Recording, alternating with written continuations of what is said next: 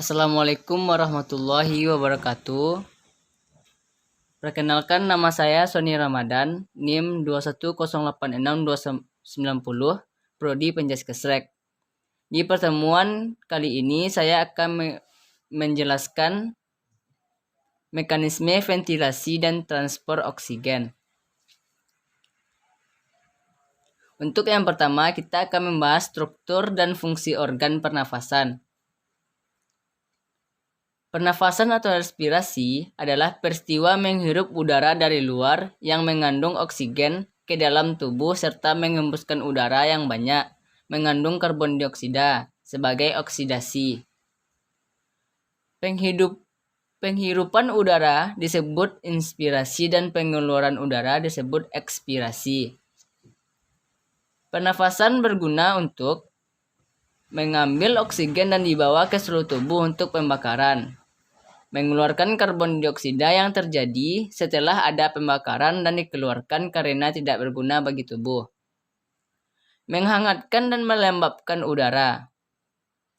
Organ-organ pernapasan: 1. Hidung, 2. Faring, 3. Epiglotis, 4. Laring, 5. Trakea, 6. Tabung bronkial, 7. Bronkiolus, 8. Paru-paru, dan 9. alveolus. Pada organ pertama yaitu hidung. Hidung merupakan saluran udara yang pertama mempunyai dua lubang, dipisahkan oleh sekat hidung. Di dalamnya terdapat bulu-bulu halus yang berguna menyaring udara, debu dan kotoran yang masuk ke dalam lubang hidung. Fungsi hidung terdiri dari 1. Bekerja sebagai saluran udara pernafasan. Yang kedua, sebagai penyaring udara pernafasan yang dilakukan oleh bulu-bulu hidung. Yang ketiga, dapat menghangatkan udara pernafasan oleh mukosa. 4. Dapat membunuh kuman-kuman yang masuk bersama udara pernafasan. Yang kedua yaitu faring. Faring sering juga disebut sebagai tenggorokan bagian atas, berupa tabung yang terletak di belakang mulut dan rongga hidung dan menghubungkan kedua trakea atau batang tenggorokan.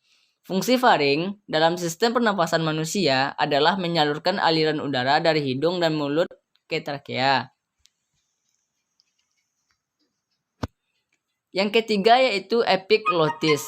Epiglotis merupakan lipatan tulang rawan yang terletak di belakang lidah, tepatnya di atas laring atau kotak suara seperti katup. Epiglotis akan terbuka saat bernafas. Untuk memungkinkan udara masuk laring menuju paru-paru saat makan, epiglotis akan menutup untuk mencegah makanan dan minuman masuk ke saluran pernafasan dan menyebabkan tersedak. 4. Laring.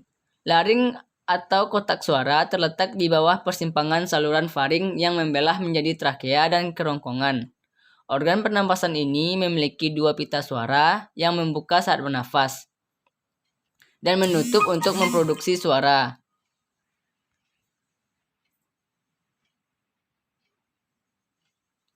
Saat bernafas, udara mengalir melewati dua pita suara yang berhimpitan sehingga menghasilkan getaran.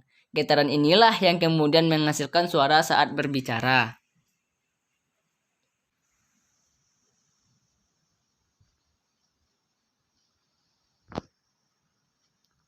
Yang kelima adalah trakea. Fungsi trakea dalam sistem pernafasan cukup penting, yaitu mengalirkan udara dari dan menuju paru-paru. Organ ini bentuk tabung berongga lebar yang menghubungkan laring bronkus paru-paru.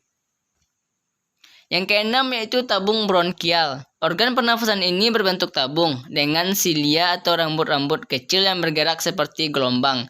Gerakan gelombang tersebut akan membawa dahak, lendir atau cairan ke atas hingga keluar tenggorokan. Fungsi lendir itu adalah mencegah masuknya debu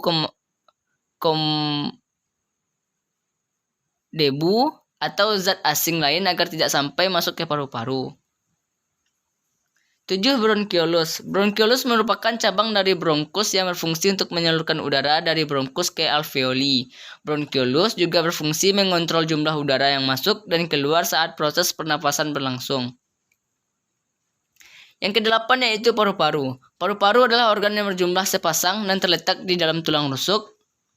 Fungsi utama paru-paru dalam sistem pernafasan adalah untuk menampung udara kaya oksigen dan mengalirkannya ke pembuluh darah untuk disebarkan ke seluruh tubuh. Yang kesembilan yaitu alveolus. Alveolus adalah kantong-kantong kecil di dalam paru-paru yang terletak di ujung bronkiolus. Fungsinya adalah sebagai pertukaran oksigen dan karbon dioksida. Pada alveolus juga ada kapiler pembuluh darah. Kemudian alveolus akan menyerap oksigen dari udara yang dibawa oleh bronkiolus dan mengalirkannya ke dalam darah setelah itu. Setelah itu, karbon dioksida dari sel-sel tubuh mengalir bersama darah ke alveolus untuk dihembuskan keluar. Yang ke-10 yaitu diafragma. Diafragma merupakan dinding otot yang memisahkan rongga dada dan perut. Ketika melakukan pernafasan perut, diafragma akan bergerak ke bawah dan menciptakan rongga untuk menarik udara.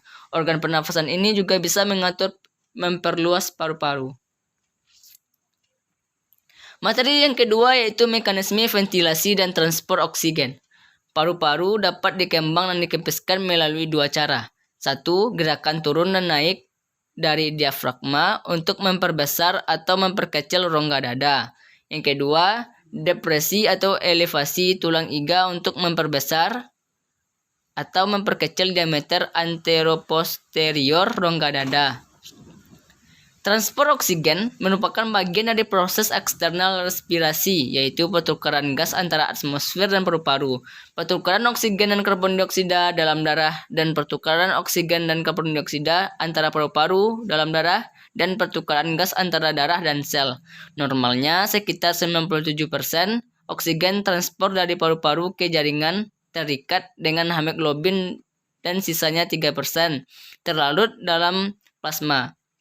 Untuk memonitor oksigenasi dalam jaringan digunakan beberapa parameter seperti oksigen delivery DO, oksigen content CaO2, tekanan parsial oksigen, saturasi oksigen, dan oksigen consumption VO2. Terapi oksigen harus segera diberikan pada keadaan-keadaan hipoksemia. Evaluasi terapi oksigen dapat dilakukan dengan pemeriksaan fungsi utama sistem kardiopulmoner dan analisa gas darah. Untuk materi ketiga yaitu volume dan kapasitas vital paru. Yang satu, volume tidal adalah volume udara yang diinspirasi atau diekspirasi pada setiap kali bernafas normal. Biasanya kira-kira 500 ml pada rata-rata orang dewasa muda. Yang kedua yaitu volume cadangan inspirasi, adalah volume udara ekstra yang dapat diinspirasi setelah volume tidal dan biasanya mencapai 3000 ml.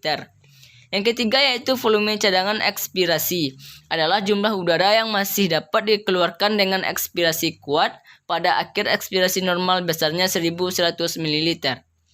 Yang keempat yaitu volume residu, adalah volume udara yang masih tetap berada dalam paru-paru setelah ekspirasi kuat. Volume ini besarnya kira-kira 1200 ml.